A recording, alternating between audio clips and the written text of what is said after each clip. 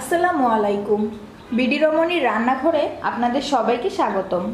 আশা করি সবাই ভালো আছেন। আজকে আমি আপনাদের জন্য খুবই মজাদার একটি পিঠার রেসিপি নিয়ে এসেছি। আজকে তৈরি করে দেখাবো আলুর ডোবা পিঠা অথবা আলুর জিলাপি রেসিপি। চলুন শুরু করা যাক। আলুর জিলাপি তৈরির জন্য এখানে আমি আলু সিদ্ধ করে স্ম্যাশ করে নিয়েছি। দেখুন আলুটাকে আমি এরকম ভাবে স্ম্যাশ করে নিয়েছি, এর মধ্যে কোনো দানা নেই। এখানে 1 কাপ পরিমাণ আলু আমি সিদ্ধ করে স্ম্যাশ করে নিয়েছি। এবারে এর মধ্যে আমি দিয়ে দিচ্ছি 1/2 কাপ পরিমাণ ময়দা, গুঁড়া দুধ দিয়ে দিচ্ছি 1/2 কাপ পরিমাণ, সুজি দিয়ে দিচ্ছি 2 টেবিল চামচ পরিমাণ, বেকিং পাউডার নিয়েছি 1/2 চা চামচ পরিমাণ, আর এলাচির গুঁড়া নিয়েছি 1/2 চা চামচ পরিমাণ দিয়ে দিচ্ছি। এলাচির গুঁড়াটা আমি দিয়েছি ফ্লেভারের জন্য। জর্দা রং নিয়েছি কালারের জন্য, এটি আপনারা স্কিপ করতে পারেন যদি রং পছন্দ না করেন সেই ক্ষেত্রে। এখন দিয়ে দিচ্ছি স্বাদ মতো লবণ। সবগুলো উপকরণ আমার দেওয়া হয়ে গিয়েছে। এবারে আমি খুব ভালো করে মেখে নিব। খেয়াল করুন দর্শক, এখানে কিন্তু আমি কোনো এক্সট্রা পানি ইউজ করছি না। আলু সিদ্ধ করেছি, আর আলু সিদ্ধর মধ্যে যে পরিমাণ পানিটা থাকে সেই পানিটা দিয়েই কিন্তু আমার খামিরটা রেডি হয়ে যাবে। আমি খুব ভালো করে এইভাবে মাখিয়ে নিচ্ছি। একটু সময় নিয়ে আস্তে আস্তে মাখাতে হবে। এরকম যখন মাখানো হয়ে যাবে তখন এর মধ্যে আমি অ্যাড করে দিব ঘি।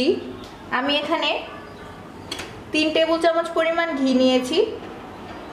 ঘিয়ের পরিবর্তে আপনারা চাইলে তেল ইউজ করতে পারেন, তবে ঘি দিয়ে যদি আপনি পিঠাটা তৈরি করেন তাহলে কিন্তু খুব ভালো একটা ফ্লেভার পাওয়া যাবে। ঘি দিয়ে দিয়েছি। এখন আবারও খুব ভালো করে মেখে নিতে হবে যতক্ষণ না পর্যন্ত খুব সুন্দর একটি ডো তৈরি হয়ে যাচ্ছে, ততক্ষণ এইভাবে মেখে নিতে হবে। দেখুন ডোটা রেডি হয়ে গিয়েছে। আর কখন বুঝবেন যে ডোটা একদম পারফেক্ট হয়েছে? যখন দেখবেন এইভাবে হাত দিয়ে ধরলে ডোটা হাতের সাথে লেগে আসছে না, এরকমভাবে ঝরঝরে হয়ে যাচ্ছে, তখন বুঝতে পারবেন যে ডোটা ভালোভাবে তৈরি হয়ে গিয়েছে। আমার ডোটা রেডি। এবারে চলুন দেখে নেই কিভাবে জিলাপিগুলো তৈরি করে নিতে হবে। আলুর ডোবা পিঠা বা আলুর জিলাপিটা তৈরির জন্য এখন আমি এতটুকু পরিমাণ খামির একটি কাঠের বোর্ডের উপর নিয়ে নিয়েছি। এখন এইভাবে একটু হাত দিয়ে ময়ান করে নিতে হবে। তারপর এরকম করে রাউন্ড শেপ করে নিতে হবে।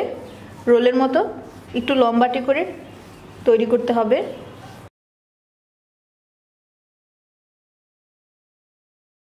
দেখুন করে নিয়েছি। এবারে এই রোলটাকে এদিক থেকে এইভাবে পেঁচিয়ে নিতে হবে। দেখুন তৈরি হয়ে গেছে। আর এই পেঁচানোর এই অংশটা একটু পানি দিয়ে জোড়া লাগিয়ে দিতে হবে। একটু পানি দিয়ে তারপর আমি জোড়া লাগিয়ে দিচ্ছি, তা না হলে ভাজার সময় জোড়াটা খুলে যাবে। দেখতেই পাচ্ছেন কতটা সহজ। আমি আরও একটি করে দেখাচ্ছি। এতটুকু পরিমাণ ডো নিয়ে হাত দিয়ে এইভাবে প্রথমে একটু ময়ান করে নিতে হবে, তারপর এরকম করে রোল শেপ করে নিতে হবে। এখন এইভাবে এদিক থেকে ঘুরিয়ে পিঠাটা তৈরি করে নিতে হবে। সবশেষে একটু পানি দিয়ে জোড়া লাগিয়ে দিতে হবে। সেম পদ্ধতিতে বাকি পিঠাগুলো আমি তৈরি করে নিচ্ছি। দেখুন সবগুলো জিলাপি আমি তৈরি করে নিয়েছি। এবারে জিলাপিগুলো ভাজার পালা। চলুন দেখে নেই। আলুর ডোবা পিঠাগুলো ভেজে নেওয়ার জন্য আমি চুলায় একটি ফ্রাই প্যান বসিয়ে নিয়েছি। এবারে এর মধ্যে আমি দিয়ে দিব পর্যাপ্ত পরিমাণে তেল। ডুবো তেলে আমি পিঠাগুলো ভাজবো, তাই তেলটা একটু বেশি করে দিতে হবে। তেল দিয়ে দিয়েছি। এখন তেলটা গরম হওয়ার জন্য 3 থেকে 4 মিনিট অপেক্ষা করছি। তেলটা গরম হয়ে গিয়েছে। এখন আমি তৈরি করে রাখা আলুর পিঠাগুলো তেলের মধ্যে একে একে দিয়ে দিচ্ছি।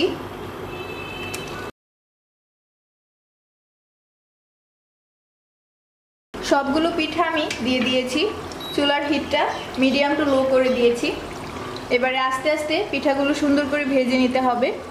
এভাবে একটু নেড়ে দিচ্ছি যাতে করে নিচের দিকটা আবার লেগে না যায়।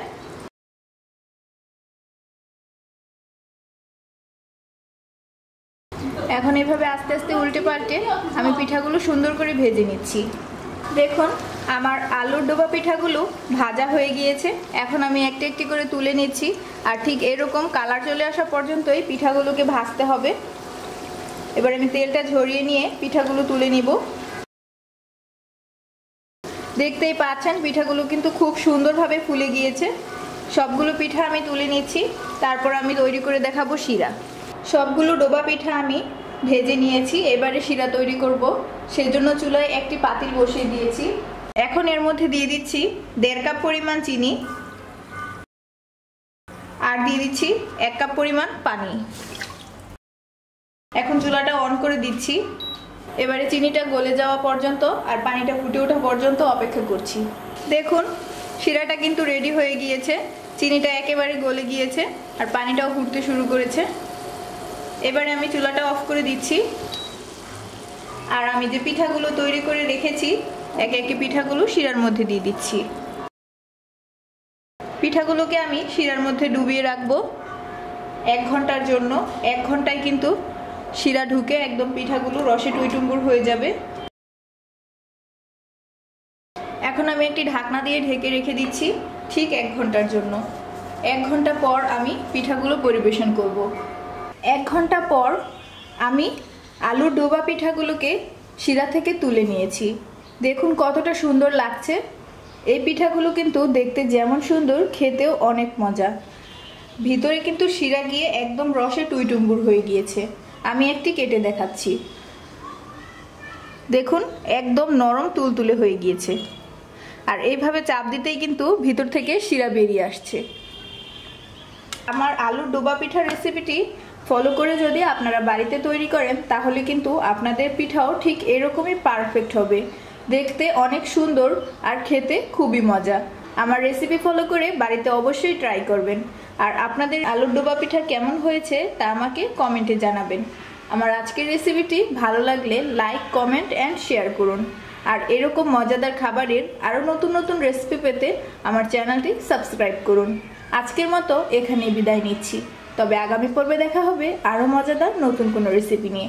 সেই পর্যন্ত সবাই ভালো থাকুন, সুস্থ থাকুন। আল্লাহ হাফিজ।